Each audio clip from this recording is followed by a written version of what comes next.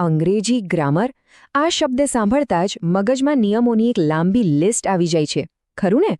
પણ શું ખરેખર એવું છે? ના, બિલકુલ નહીં. હકીકતમાં એ તો એકદમ સિમ્પલ અને લોજિકલ સિસ્ટમ છે, જાણે કોઈ પઝલ સોલ્વ કરતા હોઈએ. તો આજે આપણે એના છુપાયેલા તર્કને જ સમજવાના છીએ. આપણે જોઈશું કે કેવી રીતે બસ થોડાક જ બિલ્ડિંગ બ્લોક્સથી એકદમ ક્લિયર વાક્યો બનાવી શકાય. ચાલો તો શરૂ કરીએ. તો આ રહી આપણી પહેલી પઝલ. સ્ક્રીન પર જુઓ, હેતલ અને રીટા ખાલી જગ્યા મિત્રો છે. હવે આ ખાલી જગ્યામાં શું આવશે? ઇઝ, એમ કે પછી આર? વિચારો.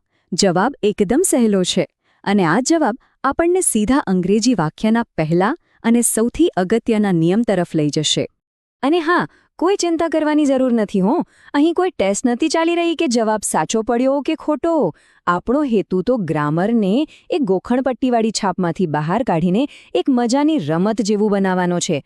આપણે તો બસ એવા સિમ્પલ ટુકડાઓ શોધવાના છીએ જે ભેગા મળીને ભાષાને જીવંત બનાવે છે. સારું, તો કોઈ પણ વાક્યનો પાયો શું છે? એનો કર્તા. એટલે કે વાત કોના વિશે થઈ રહી છે? કોઈ એક વ્યક્તિ વિશે કે પછી ઘણા બધા લોકો વિશે? બસ આ જ છે આપણો પહેલો બિલ્ડિંગ બ્લોક. અને સાચું કહું તો આને ઓળખી લીધો ને એટલે સમજો કે અડધું કામ તો ત્યાં જ પૂરું થઈ ગયું. અહીંયા જુઓ, નિયમ કેટલો સિમ્પલ અને ક્લિયર છે. જો વાત કરનાર એટલે કે કર્તા એક જ હોય, જેમ કે એક વિદ્યાર્થી, તો ક્રિયાપદ આવશે ઇઝ. પણ જો કર્તા એકથી વધુ હોય, જેમ કે ઘણા વિદ્યાર્થીઓ, તો સીધું જ આર આવે છે. બસ આટલું જ છે. એટલે જ આપણી પેલી પઝલનો જવાબ છે આર. કેમ?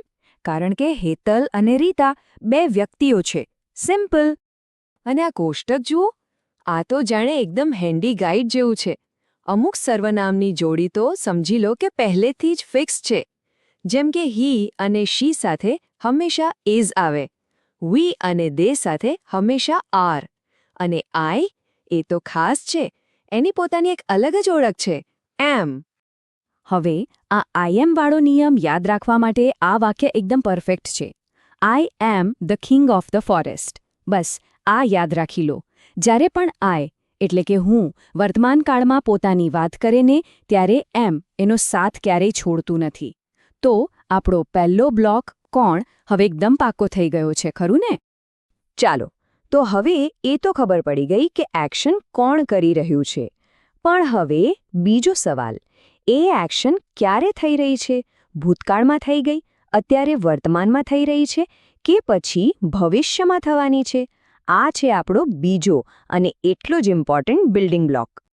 સમયને સમજવા માટે આ ટાઈમલાઈન એકદમ બેસ્ટ છે. એકદમ નકશા જેવું કામ કરે છે. જો એ સ્પષ્ટ બતાવે છે, ભૂતકાળ માટે વોઝ અથવા વર, વર્તમાન માટે તો આપણે હમણાં જ જોયું ઇઝ, એમ, આર, અને ભવિષ્યની વાત કરવી હોય તો એના માટે છે વિલ અથવા શેલ. દરેક સમય માટે એના પોતાના ખાસ શબ્દો ફાળવેલા છે. હવે જરા આ જાદુ જુઓ. ફક્ત એક જ શબ્દ બદલવાથી આખું વાક્ય ટાઈમ ટ્રાવેલ કરી લે છે.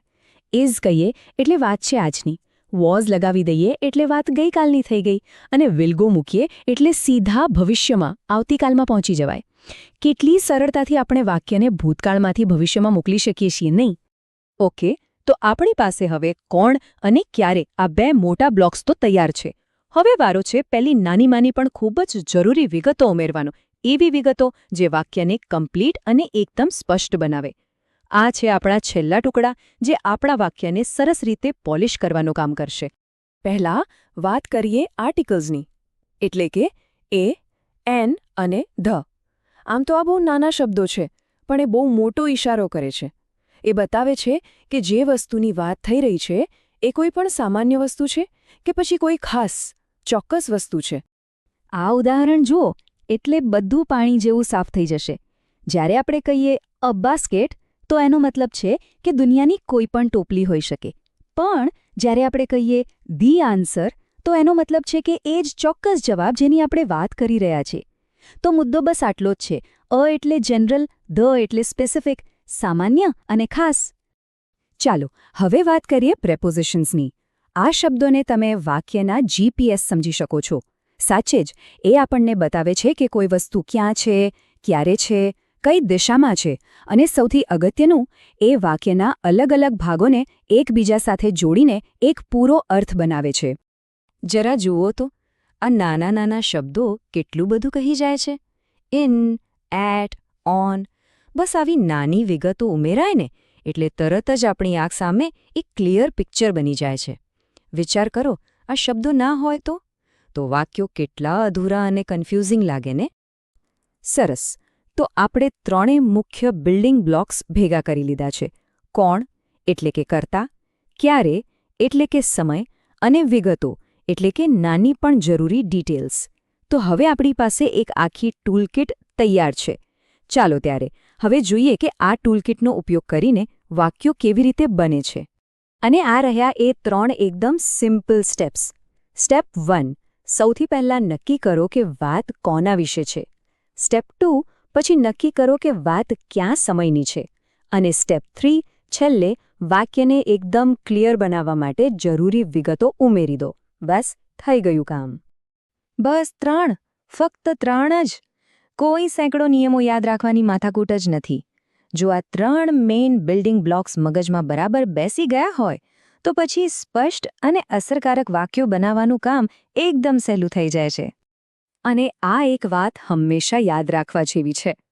ગ્રામર એ કોઈ રોડ બ્લોક નથી, પણ એક ટૂલ છે, એક સાધન, એક એવી સિસ્ટમ જે આપણા વિચારોને એક પ્રોપર સ્ટ્રક્ચર આપે છે, જેથી આપણે એને બીજાઓ સુધી વધુ સારી રીતે પહોંચાડી શકીએ. તો હવે આ ટૂલકિટ તો હાથમાં આવી ગઈ છે. સવાલ હવે એ નથી કે કેટલા નિયમો યાદ છે. અસલી સવાલ તો એ છે કે આ ટૂલકિટનો ઉપયોગ કરીને કયા નવા વિચારોનું, કઈ નવી વાર્તાઓનું નિર્માણ થશે. શબ્દોમાં કંઈક નવું રચવાની શક્તિ હવે આપણી પાસે છે.